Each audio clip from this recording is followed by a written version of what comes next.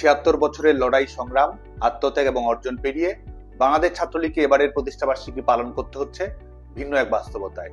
মৃত্যুর মিছিলে যোগ হয়েছে অনেক কর্মীর নাম, কারাগারে রয়েছে হাজারো নেতাকর্মী।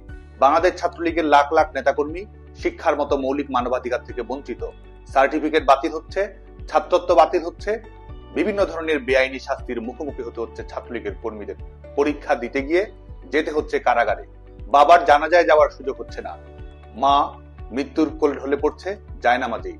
জয় বাংলা বলার অপরাধে বিসর্জন দিতে হচ্ছে জীবন।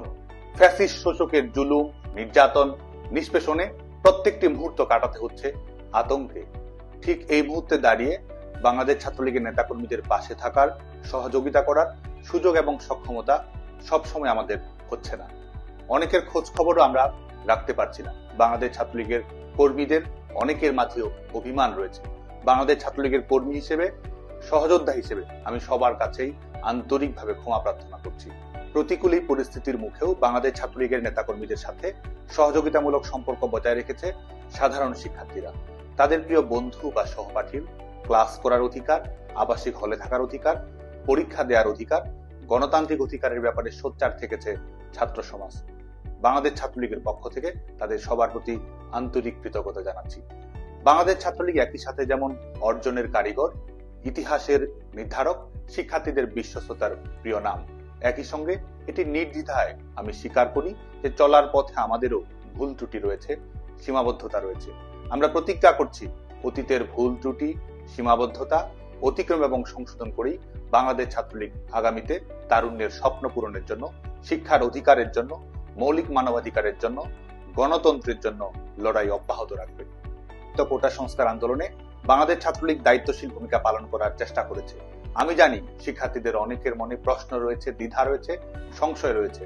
একটি ছাত্র সংগঠন হিসেবে বাংলাদেশ ছাত্রলীগ শিক্ষার্থীদের প্রত্যাশার প্রতিনিধিত্ব করার চেষ্টা করেছে।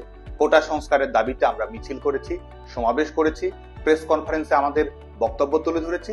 শুধু তাই নয়, কোটা সমস্যার একটি যৌক্তিক, অন্তর্ভুক্তিমূলক, আধুনিক এবং টেকসই সমাধান করার জন্য আমরা ডোর টু ডোর ক্যাম্পেইন চালু করা, বিশেষজ্ঞদের মতামত সংগ্রহ করা এবং শিক্ষার্থীরা কোটা সংস্কার নিয়ে কি ভাবছে সেই প্রত্যাশাগুলোর রূপায়ণ ঘটানোর চেষ্টা করেছি।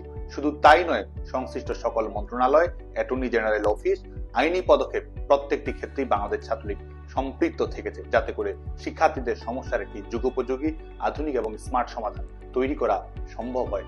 এবং সেই পরিপ্রেক্ষিতেই বাংলাদেশ ছাত্রলীগের আন্দোলনের ধারাবাহিকতা, সরকারের কাছে ছাত্র সমাজের বক্তব্য তুলে ধরা এবং আইনি পদক্ষেপের মাধ্যমে এই সমস্যার সমাধানের একটি যৌক্তিক পথ উন্মুক্ত হয়েছিল হাইকোর্টের রায়ের উপরে স্টে অর্ডার প্রদান করার মাধ্যমে। বাংলাদেশের ছাত্র সমাজ, সিভিল সোসাইটি এবং সাংবাদিক বন্ধুদেরকে আমি মনে করিয়ে দিতে চাই, 11 জুলাই 2024 থেকেই বাংলাদেশে কোনো কোটা কার্যকর ছিল না, কিন্তু অপশক্তির উদ্দেশ্য ছিল ভিন্ন। শিক্ষার্থীদের লাশের বিনিময়ে ক্ষমতার জবরদখল করাই ছিল তাদের মূল লক্ষ্য। এই লক্ষ্যেই তারা পরিকল্পিত সন্ত্রাস ঘটিয়েছে, শিক্ষার্থীদের অভ্যন্তরে প্রবেশ করে তাদের বুকে গুলি চালিয়েছে এবং পরিকল্পিতভাবে তার দায় সরকারের উপর চাপিয়ে দেওয়ার চেষ্টা করেছে। অথচ দুর্ভাগ্যের বিষয়, ঘাতকেরাই আজকে ক্ষমতা কুক্ষিগত করে বসে আছে। শেখ হাসিনা সরকার এই হত্যাকাণ্ডগুলোর বিচার সম্পন্ন করার জন্য স্বাধীন বিচার বিভাগের তদন্ত কমিটি গঠন করেছিল, জাতিসংঘকে তদন্ত করার আহ্বান জানিয়েছিল। অথচ আজ ক্ষমতায় আছে তারা যাদের হাতে রক্তের দাগ লেগে রয়েছে। আজকে এই ফ্যাসিস্ট খুনি সরকার খুনিদেরকে ইনডেমনিটি প্রদান করেছে। শুধুমাত্র পলিটিক্যাল গ্রুপ হিসেবে আওয়ামী লীগ, ছাত্রলীগের নেতাকর্মীরা, আইন শৃঙ্খলা রক্ষাকারী বাহিনীর সদস্যরা, ধর্মীয় পরিচয়ের কারণে ভিন্ন ধর্মাবলম্বী মানুষরা নির্মম হত্যাকাণ্ডের শিকার হয়েছে তাদের কাছেই যারা আজকে ক্ষমতার ছড়ি ঘোরাচ্ছে। ৭৭তম প্রতিষ্ঠা বার্ষিকীতে আমাদের প্রত্যয় ফ্যাসিস্ট ইউনূসের রিসেট বাটন দুমড়ে মুচড়ে দিয়ে ডেমোক্রেসি রিস্টোর করার। আমাদের প্রত্যয় বঙ্গবন্ধু কন্যা দেশরত্ন শেখ হাসিনার সাহসী এবং সাফল্যময় প্রত্যাবর্তন নিশ্চিত করার মাধ্যমে জনগণকে বিজয়ী করার। আমাদের প্রত্যয় জাতির পিতা বঙ্গবন্ধু শেখ মুজিবুর রহমান 1971 সালের 7ই মার্চে যেটি বলেছিলেন, জনগণের নির্বাচিত প্রতিনিধিদের কাছে ক্ষমতা হস্তান্তর করতে হবে। এটির মাধ্যমে এই অনির্বাচিত, অবৈধ, বেআইনি, অসাংবিধানিক স্বৈর শাসকের পরাজয় নিশ্চিত করা। বিদ্যমান বাস্তবতা এবং লড়াই বিবেচনায় রেখেই বাংলাদেশ ছাত্রলীগ এবারে তাদের প্রতিষ্ঠাবার্ষিকীর কর্মসূচি ঢেলে সাজিয়েছে। বাংলাদেশের সকল সাধারণ শিক্ষার্থী এবং বাংলাদেশ ছাত্রলীগের সর্বস্তরের নেতাকর্মীদের প্রতি আহ্বান থাকবে এই কর্মসূচিগুলো জোরালোভাবে পালন করার। ধানমন্ডি 32 নম্বর এবং টুঙ্গিপাড়ায় জাতির পিতার সমাধিতে তো অবশ্যই, একই সঙ্গে আমরা যে যেখানে যে অবস্থায় আছি সেখান থেকে জাতির পিতা বঙ্গবন্ধু শেখ মুজিবুর রহমানের স্মৃতির প্রতি শ্রদ্ধাঞ্জলি নিবেদন করব। বাংলার প্রতিটি ঘর ধানমন্ডি 32 নম্বর, এই হোক আমাদের প্রত্যয়। একই সাথে শিশু এবং শিক্ষার্থীদের সাথে নিয়ে প্রতিষ্ঠাবার্ষিকী উদযাপন করা, শীতের কারণে কষ্টের মধ্যে থাকা মানুষের মাঝে শীত বস্ত্র বিতরণ করা, দ্রব্যমূল্যের ঊর্ধ্বগতিজনিত বাস্তবতার কারণে কষ্টের মধ্যে থাকা মানুষের মাঝে দেশরত্ন শেখ হাসিনার পক্ষ থেকে খাদ্যদ্রব্য উপহার পৌঁছে দেওয়ার কর্মসূচি বাস্তবায়ন করার চেষ্টা থাকবে আমাদের। একই সাথে গণতন্ত্র, মৌলিক মানবাধিকার প্রতিষ্ঠা এবং বাস্তবায়ন করার জন্য, বাংলার জনগণের অর্থনৈতিক মুক্তি, জনগণের জীবন নিরাপত্তা, স্বস্তি এবং সমৃদ্ধির জন্য দেশরত্ন শেখ হাসিনার প্রতি বাংলাদেশের তরুণ প্রজন্মের কমিটমেন্টের বহিঃপ্রকাশ হিসেবে শেখ হাসিনা আসবে, বাংলাদেশ আসবে শীর্ষক মিছিল এবং র্যালি বাংলাদেশের প্রত্যেকটি গ্রামে, গঞ্জে, বন্দরে, মফস্বলে, শিক্ষা প্রতিষ্ঠানে করার জন্য আমি সবাইকে আহ্বান জানাচ্ছি। আমরা যেমন বাংলাদেশের প্রত্যেকটি দেয়ালে ইতিমধ্যেই লিখে দিয়েছি জয় বাংলা, আমরা এবার প্রতিটি দেয়ালে অঙ্কনে, গ্রাফিতিতে লিখে দিব শেখ হাসিনাতেই আস্থা।